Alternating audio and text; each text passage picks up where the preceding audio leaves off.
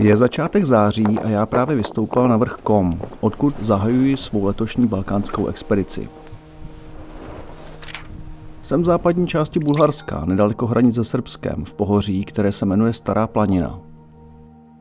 A právě tady na vrchu Kom začíná legendární bulharská dálková trasa zvaná Kom Emine. Prochází po horském hřebeni, který protíná celé Bulharsko od západu na východ a končí na mysu Emine v Černém moři. Nemám ambici přejít jí celou, naplánoval jsem si jen půlku. Do průsmyku Šipka mě čeká 300 km s převýšením asi 12 000 metrů. Tradice praví, že poutník by měl vzít z vrchu Kom kámen a ten na mysu Emine hodit do mořských vln. Já ale až k moři nedojdu, takže nechám kameny pěkně na Komu a vzhůru na cestu.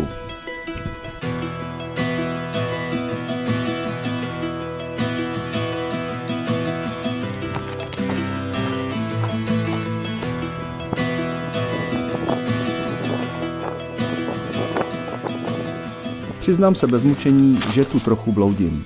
Značka tu není žádná a trefit tuhle cestičku bylo spíš o náhodě. Místo kleče tu všude roste jalovec a jít skrz něj v kraťasech není úplně příjemný.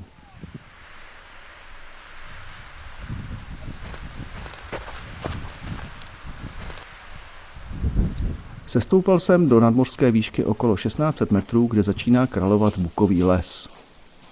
Je víkend, skoro poledne a já teprve tady potkávám první turisty.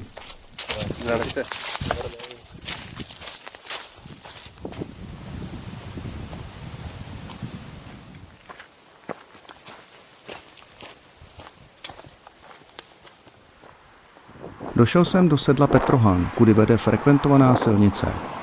Jel jsem tudy autobusem předevčírem ze Sofie do městečka Berkovica, odkud jsem vyrážel na Kom. To i to je saláta. Moje bulharština, jak vidíte, není ještě optimálně vyladěná. 15 let. Dlouho to vysedávat nemůžu. Na dnešek mám naplánováno přes 30 kilometrů a tady jsem tak v půlce. Vodu naberu v místním prameni, kde se stojí fronta jak blázen, ale naštěstí mě pustí dopředu.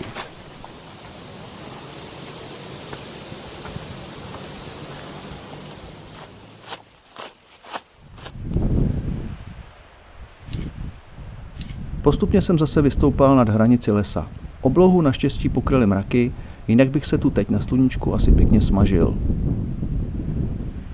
Na konci téhle planiny by mělo být zajímavé místo.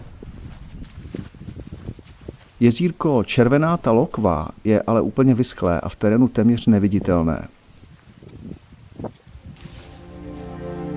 V pozdním odpolední mě čeká 700-metrový sestup tímhle údolím k chatě Probojnica.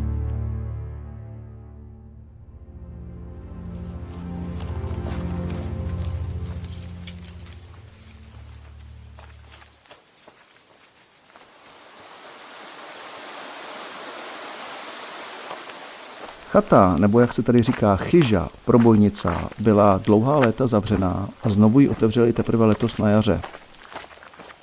Tě ще заведе да разгледаш. Разбира български малко, разбира малко.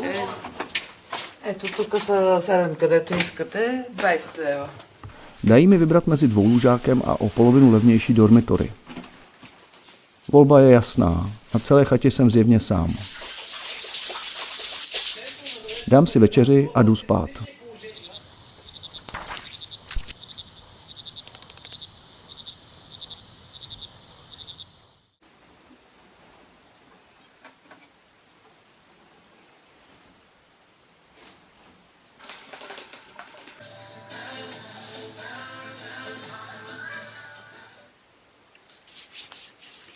Jediná nevýhoda chaty je, že tu není mobilní signál.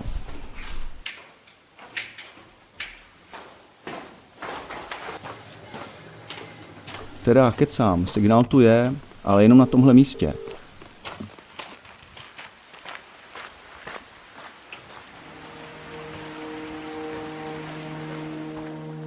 Teď mě čeká celkem nezáživných 15 kilometrů dolů k řece Iskar.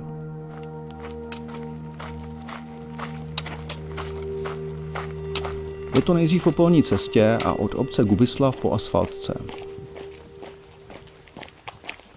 Jedinou zajímavostí po cestě jsou pozůstatky uranového dolu, který zde fungoval mezi lety 1985 až 89. Bulharsko provozuje vlastní jadernou elektrárnu, ale uran už se na jeho území nikde netěží.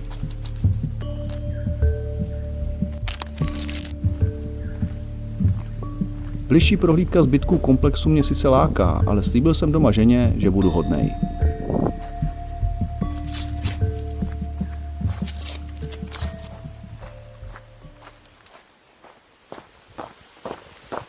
Dorazil jsem do obce Garalakatnik, která je nejníže položeným místem trasy.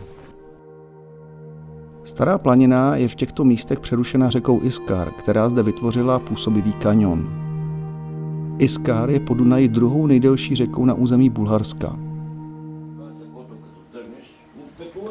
Obec je taky jediné místo na trase, kde se dá něco koupit, čehož samozřejmě využiju.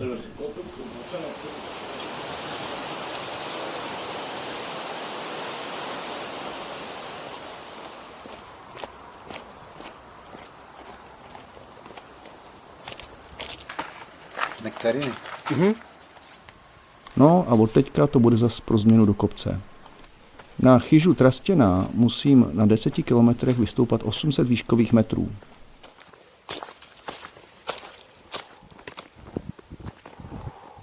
Cestou je k dispozici voda a dokonce i něco dobrého k zakousnutí. Před obcí Lakatník mě ještě zaujme tohle místo, a to především proto, že u starobylého křížku zjevně lidé zanechávají obětiny, což je spíše předkřesťanská tradice. Lakatník je úplně poslední obec na mé trase. Jediná zajímavá věc k vidění je tu tenhle protiletadlový kanón u místního památníku obětem válek.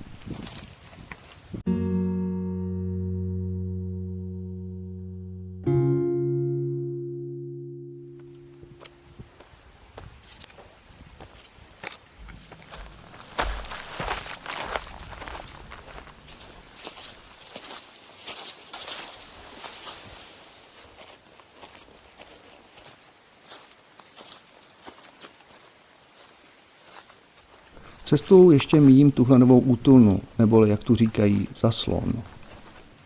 Přespat by se tu určitě dalo, ale já si radši dojdu na nedalekou chyžu Trastěna. Majitelé nejsou doma, ale já mám velké štěstí, protože jsou tu shodou okolností na výletě 3 moc šikovné Bulharky, které nejenže za mě telefonicky ubytování vyřídí, ale taky mi připraví perfektní šopský salát. Na noc tu zůstávám jen s bulharsko-thajským párem, se kterým příjemně pokecám až do pozdního večera. Diesel. Sweet. But different kind of meat.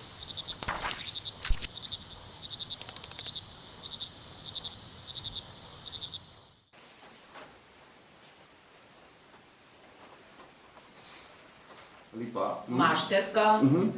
Na chyže Trastěna jsou strašně milí. Rychle jsem si zvykl na pržény filiejky, což je na chyžách takový standard snídaně.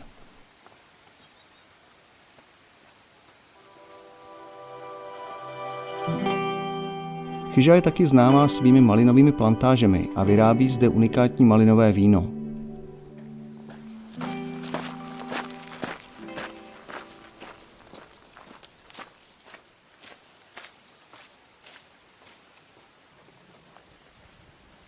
Cesta pokračuje po hraně údolí.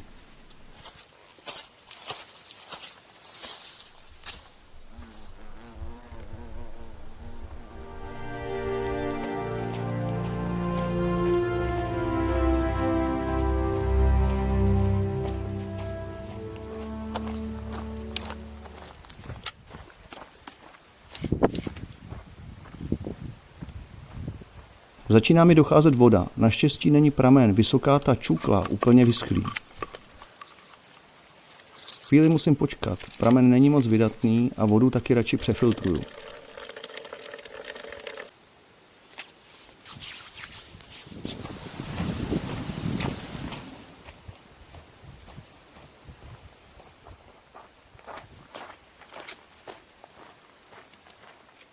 Tohle momentálně vyschlé jezírko se jmenuje Razdelenata voda a je zajímavé ze 2 důvodů. Tím prvním je bifurkace, jev, kdy voda z jezírka odtéká zároveň 2 směry, na sever i na jih. Za druhé tu v roce 1871 založil Vasil Levský revoluční výbor proti Turkům. Ještě, že ten Google Translator funguje offline.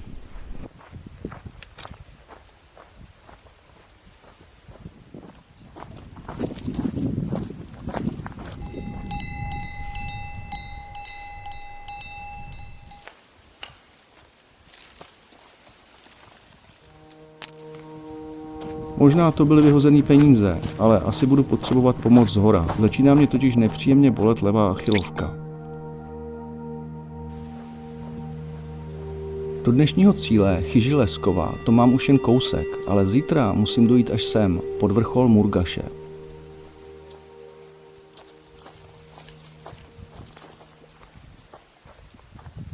Na Chyži Trastěná mi říkali, že je to tady sice opuštěný, ale chata prý bude otevřená. Otevřeno sice je, ale uvnitř se mi to moc nelíbí. Utábořím se radši venku, v tomhle bytelném přístřežku. Voda je naštěstí kousek.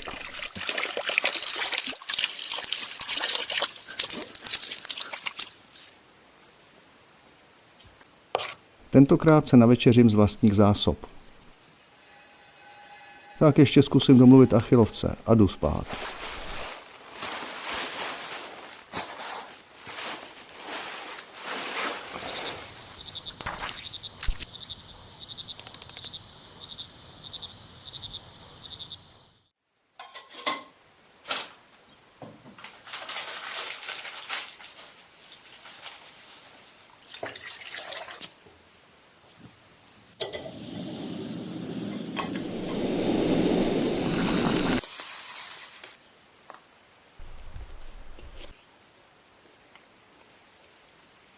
Achilovka v klidu sice nebolí, ale na dotek to není dobrý.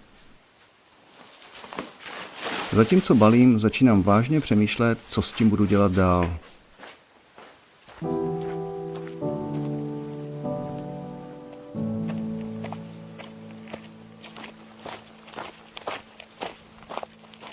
Neveselé přemýšlení mě vede k tomu, že jestli začne achilovka bolet i v klidu, bude to signál misi ukončit.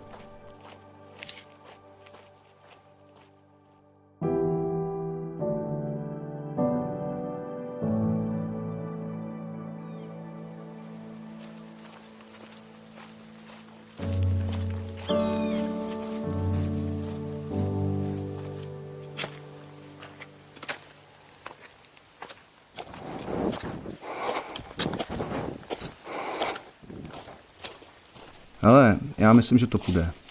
Zkusíme botu pořádně povolit, dodáme vitamíny a ono si to sedne.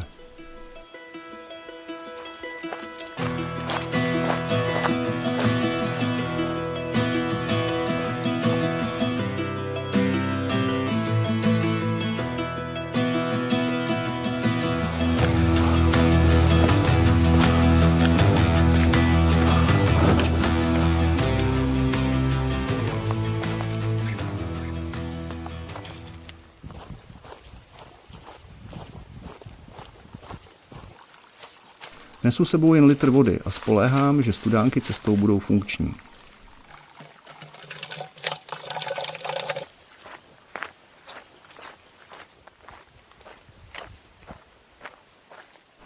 Ne každá studánka ale opravdu funguje a litr vody v tomhle vedru mizí závratným tempem.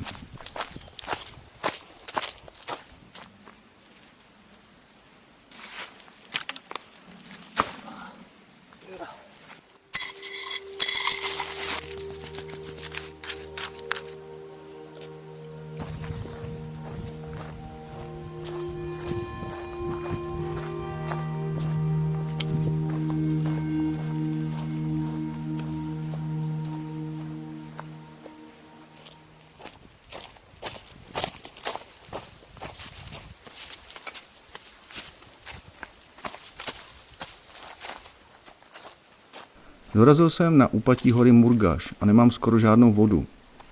Naštěstí je tu na chatu značena samostatná cesta, takže nemusím přes vrchol.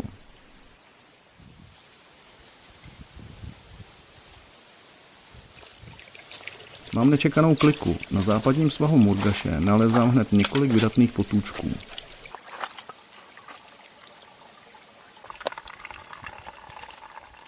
No a hned je to veselější. Mám vodu a navíc je tu příjemný stín. Tenhle kraj je dost opuštěný. Už druhý den po sobě jsem neviděl žádného člověka.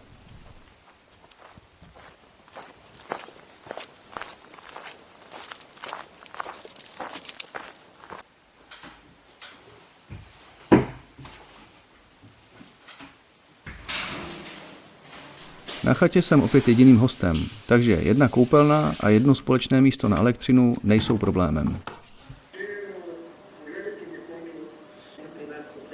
Tohle teď všechno sežeru 1-2. A to je neklamné znamení, že se mé tělo přepíná do bojového módu, který za cenu zvýšené spotřeby potravy nabízí zajímavé bonusy, jako je redukce vnímání bolesti, urychlení léčebných procesů a podobně. Yes! No tak uvidíme, co na to achilovka. Dám si ještě pivo a jdu spát.